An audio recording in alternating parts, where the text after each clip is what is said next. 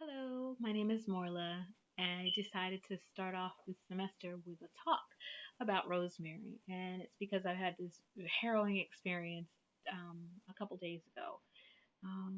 Let me go about this a little bit differently than I normally would. My mom recently came out of the hospital. She has congestive heart failure.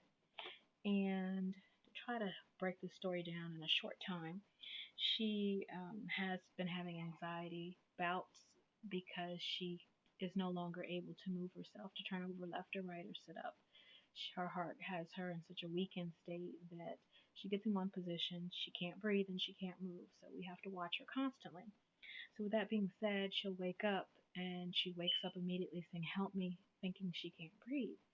So, I decided to use our diffuser, a wonderful tool to help combat the anxiety and the trauma of having this disorder and fearing always that if she sleeps, she won't wake up. So I took a couple of drops of rosemary and put them in the diffuser for her and immediately saw a difference. She's able to sleep through the night and sleep longer. So I'm extremely happy about that, and her anxiety episodes are fewer.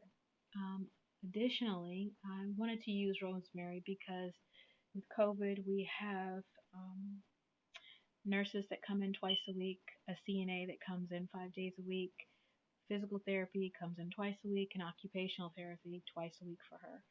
So, in order to kind of be proactive in keeping our air clean, even though everyone is wearing masks and face shields and being professional with using gloves and trying to keep distance with physical therapy and the nurse, just of course, there has to be some close contact.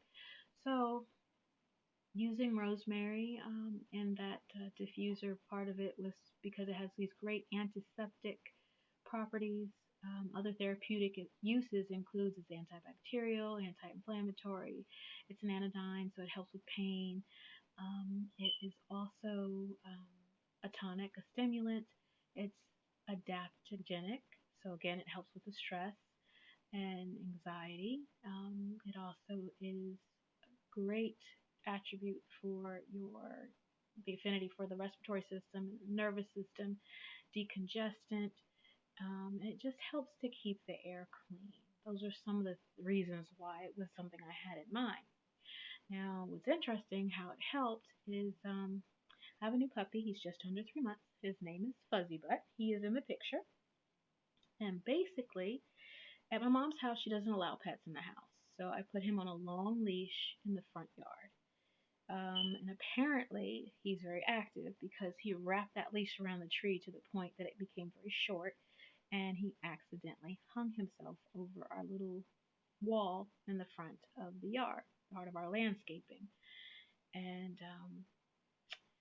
basically, what happened was the long story short, I got him down, I got him inside. I was able to grab rosemary. That was the first thing that came to my mind. Put a few drops in my hands, rub it together vigorously, and then I just began rubbing it all over him. His hurts his face and his head, his mouth was clenched together, he was kind of foaming at the mouth. I rubbed it on his neck, his chest, and between his shoulder blades on his back, and then I just kept rubbing vigorously.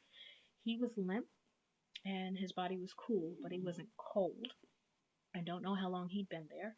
I think it was only 30 minutes that I had put him on that leash to the time that I went back and peeked at him and found him hanging. And so anyway, I rubbed and rubbed and rubbed and rubbed. And after about 10-15 minutes, I heard a wheezing. I was like, oh, thank God. I heard this wheeze. And he still had his mouth clenched and he wasn't breathing properly, but there was a wheeze. So I continued to rub him and rub him and rub him and rub him and just talk to him. And in the process, I started crying, of course. And after vigorously rubbing him for some time, and honestly, I don't know what the time frame was, I stopped and just observed him, and he started to slowly breathe. He slowly took a couple of deep breaths, and then I moved him to a room where the floor was tiled in case there was any accidents, and there was.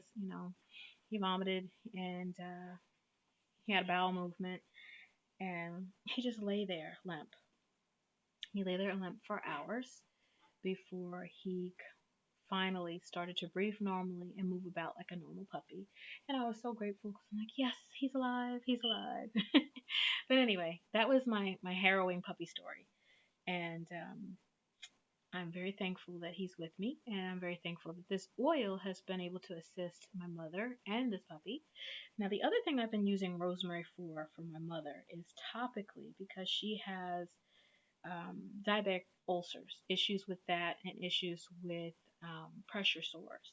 So I use a combination of just a couple of drops of rosemary and tea tree oil, and I use it in shea butter, and I make this paste for her rear end so that when she's in one position, it protects and it creates a water barrier. It allows the wounds there to heal, but it also protects it from further damage.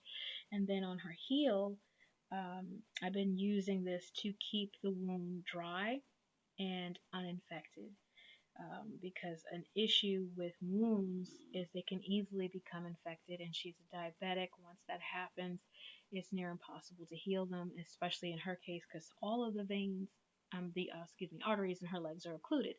So with that being said, rosemary has all these wonderful uses. I massage her with it daily because it's great for circulation, and that it has the affinity for the respiratory system. It's good for her to help her breathing, and it was great to start my poor puppy breathing again. Now, for pets, what I want to mention why this is so good for dogs. It's good for furry people because it is high in iron, calcium, vitamin B6, and it's an antioxidant. And additionally, the other nutritive qualities that this oil possesses, this herb possesses, are magnesium, phosphorus, and I don't remember if I mentioned potassium, but it's got potassium in it.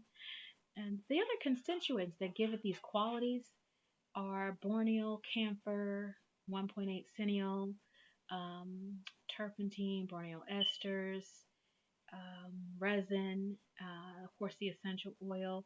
All of these things are what make rosemary what it is. And it's got four primary chemotypes. What this is important for is because the cineol type is what makes that respiratory affinity real.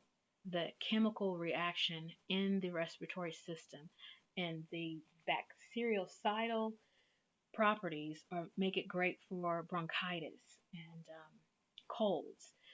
The camphor also opens up those airways and additionally helps with pain management. So the dosage is important for us humans.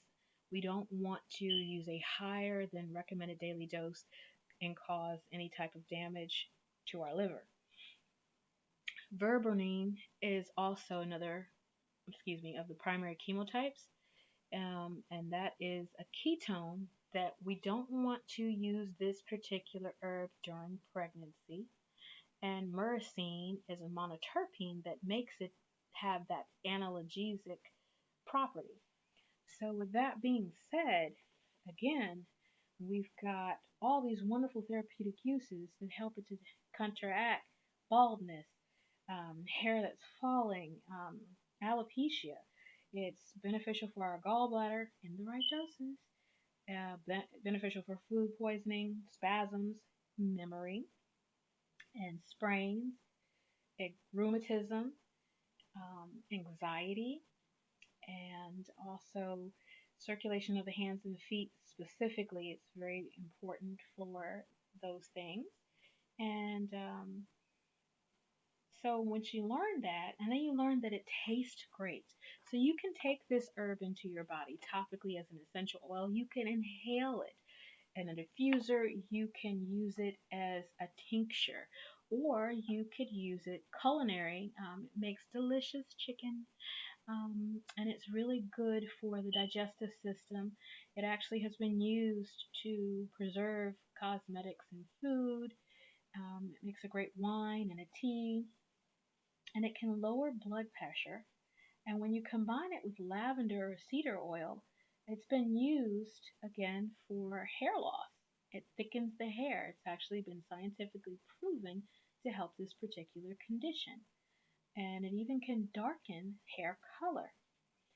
So all of these interesting facts, it's also safety has a safety rating, excuse me, of generally recommended as safe. But again, because of the constituents, we want to be careful to not allow pregnant women to use this. And we don't want people who have epilepsy or asthma to use it because over 5 mils per kilo of body weight, the camphor is negative or has a negative effect on the epileptic and those with asthma. And it's because it has those properties that affect our nervous system that we have to watch this particular herb. Now, also, we don't want to use it with homeopathics because it can remedy homeopathics. So, knowing all of these things helps us to use it effectively in assisting people to feel better, to reduce pain, and to be able to, whether it's during menstruation, it's a great emmenagogue, whether it's muscle pain, neuralgia, physical fatigue, nausea, even wound healing. All of these things are beneficial because rosemary opens up these pathways to be able to help the body. So I have to say I'm very happy to see that it's been able to assist my mom, who I love very much, on her journey of recovery. And it literally saved my puppy's life that I happened to have that for my mom in my bag. I would have never thought that he would have hung himself like that, and I would have never thought in a million years that I couldn't think at that moment, and rosemary was what popped in my head. So I really feel like the rosemary for remembrance, that really does work because I remembered it was great for the respiratory system and also highly beneficial for pets. So I hope you enjoyed this and learned a little something about Rosemarius officinalis. Sorry if I mispronounced that, but rosemary is the thing to do for anxiety and all that other good stuff.